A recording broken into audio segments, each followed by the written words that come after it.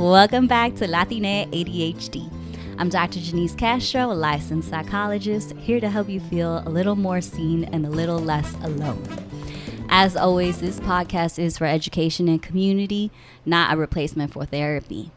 Today, we're talking about something you may not have heard about yet, and that's ADHD and sensory sensitivity. The lights, the noises, the smells, the textures. The world can sometimes feel like too much.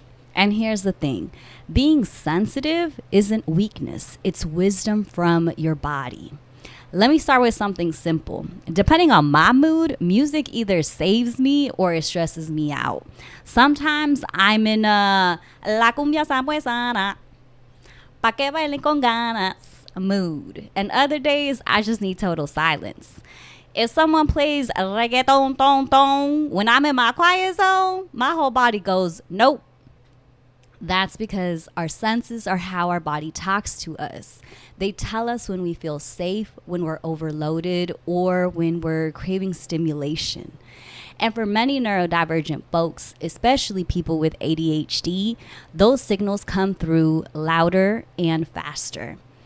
Here's what the research tells us. People with ADHD often experience something called sensory overload.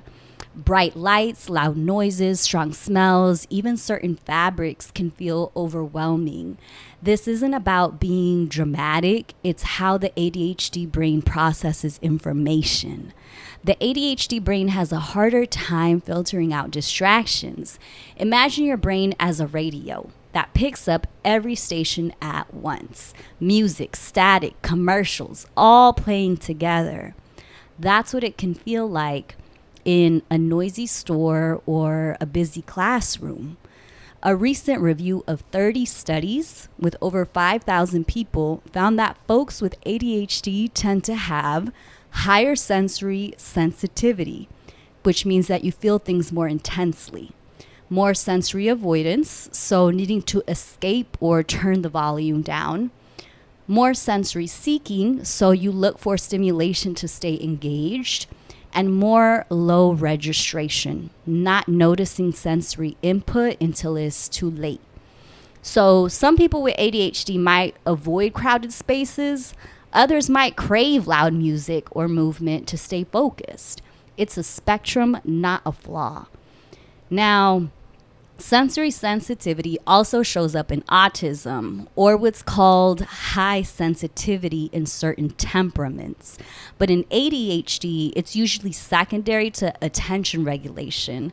The brain just struggles to filter what's relevant, so everything feels louder, brighter, and more intense. Understanding that difference matters. It means there's nothing wrong with you. Your brain is simply processing more information at once.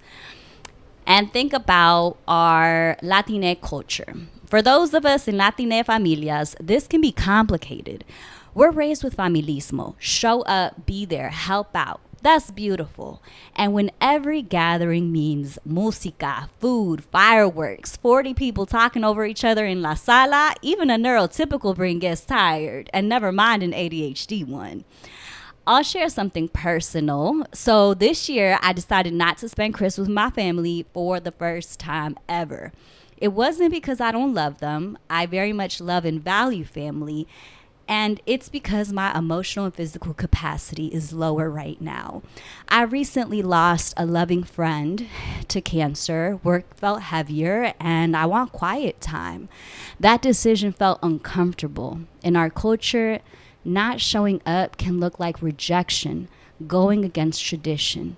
In reality, it's about listening to our bodies. And sometimes honoring your sensory and emotional needs is honoring your culture because you're choosing long-term connection over short-term exhaustion. If you're ready for therapy that feels calm and culturally aware, I'm taking new adult clients for therapy online in California. You can find more information on my website or email me. Here's an ADHD-friendly tool to help you handle sensory overload before it hits.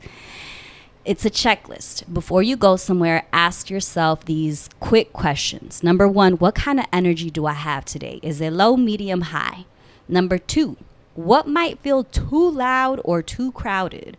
Can I plan breaks, sit near an exit, step outside? And number 3, what's my exit plan if I need to leave early or take a breather? Sometimes self-advocacy looks like bringing headphones, wearing comfy clothes, or taking a solo walk halfway through the party. You're not being too much. You're not being disrespectful. You're listening to your body's data, and that's self-respect.